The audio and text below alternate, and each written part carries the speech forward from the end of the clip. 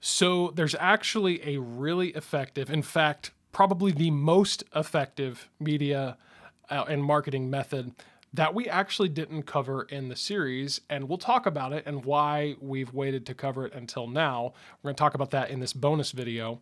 Welcome to Church Media HQ. We are your church's one source for graphics, websites, videos, and all things creative. My name is Luke Clayton. I'm really glad you're here. Hey, make sure you have subscribed. That way you're the first to know when we release new content like this. And so there is a important, as I was saying, there's a really important, really effective, in fact, probably the most effective form of marketing that we didn't explicitly cover in the series. And so that's why I'm doing this bonus video about it. And that is actually email marketing. Email marketing, by the stats, is the most effective form of marketing. It beats out paid digital ads. It beats out organic social media. It beats out basically everything. And the reason is because when you send an email to somebody, the chances of it being seen are so much higher than maybe in any other context.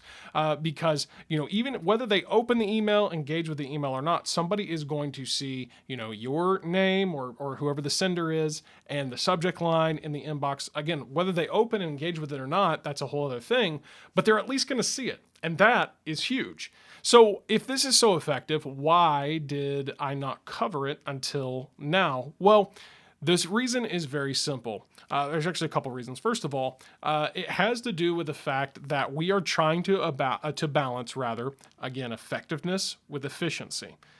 Writing an email or writing of any kind. Blogging is also something. When we talked about SEO, we didn't talk about blogging in particular, but blogging is a very effective way to boost your SEO. But we didn't cover that either.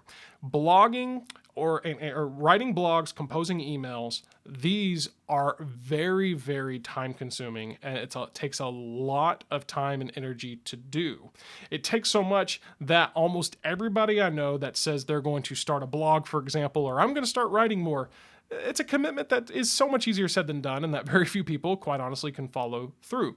So that's the first reason it didn't really make the cut. But I'm covering it now because another reason that we didn't cover it in particular is because it's kind of baked into the cake, if you will, when we think about the process that we walk through. And you would learn this, especially if you were to work with us here at Church Media HQ, and you would work with us on, Church Media HQ Unlimited or even Church Media HQ Pro.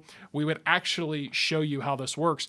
And this is how we kind of build in email marketing to the process with really no other effort on your end. And there's a few ways to do this, but the way that we encourage and recommend, and again seems to be the most simple way to do it, is that of through your podcasting. And I'm gonna talk you through that here in a little bit. So actually, I'm gonna do something a little bit different right now. I'm gonna show you my screen, and I'm gonna kind of talk you through how this might look. So before I get there, if you're gonna do this, you have to, first of all, have a podcast. You have to, wherever you're hosting your podcast, you have to find your podcast RSS feed. And so, we've talked about using Anchor.fm. That's actually really easy to find. In fact, I'll go ahead and show you where to find it here right now. So let's go ahead and show you my screen here. Okay, so if you're on Anchor.fm, there is this section up here where you go to settings and you go to podcast availability, and then that brings you here, and then you see RSS feed under RSS distribution. You can copy that. Then you're going to want to go to an email marketing tool. Now, there's a lot of them out there that are free. Probably the most common one is MailChimp. There's other ones such as Constant Contact. The one that I actually use is called MailerLite. And the reason I do that is, I don't know, just because I've been using it for a long time. I do like how it works.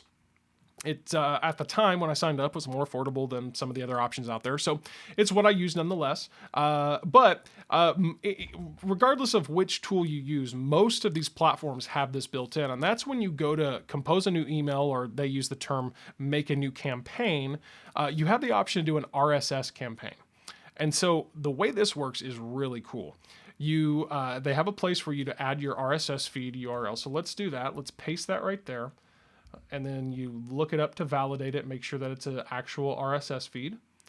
Okay, so that indicates that it is. And then for the subject, you can insert personalization, and you could say the last post title. So what this is going to do now is every time you post a new episode, new sermon on your podcast, now, once you set this up, and there's a few other steps of the process that, you could very easily walk through and just has to do with like how the email is going to look in particular. But what it's going to do is it's going to, anytime you post a new, like I said, a new sermon, a new episode in your podcast, well, it is going to automatically generate an email to be sent to those on your email list that has in this case, would be using the latest title of your episode or sermon in the subject, and then would give them a link to listen to it in the actual content of the email. And so this is how we, whenever you work with us, we set this up for you.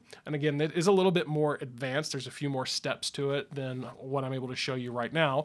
But this is what we do. We set this up for you. And so now email marketing is, like I said, it's kind of baked into the cake. It's just something that's happening when we set up a podcast for you. Now we're setting up those automatic emails. And so, for example, now every Monday or Tuesday, whatever day of the week you want, if you uploaded a new podcast and released a new episode rather to your podcast, it's going to send everybody on your email list. It's going to send them your link to your latest sermon. And what this does, it allows you to have ongoing digital engagement by way of email with those that are connected with your church. Again, it's a little bit more technical than that, but for those of you out there that are interested, that'll give you kind of at least your first steps that you can do. So what can you do? Well, look into, first of all, I think by now we should have a podcast set up.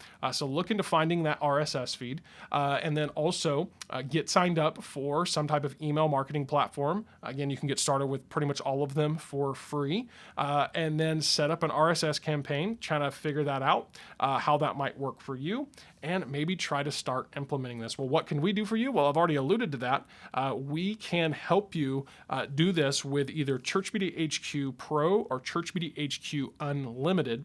And so if you want to look into those membership options and sign up, we can help you get this up and going, because really this is going to be an invaluable thing to be able to reach out to all of your contacts in this context at least once a week by sending out these emails about your latest sermons, latest podcast episodes. That is going to be something that you find to be really, really valuable. And so we would love to work with you there. So yeah, hope you enjoyed the bonus video part of this series here. And we are your church's one source for graphics, websites, videos, and of course, all things creative. And I look forward to seeing you again soon right here at Church Media HQ.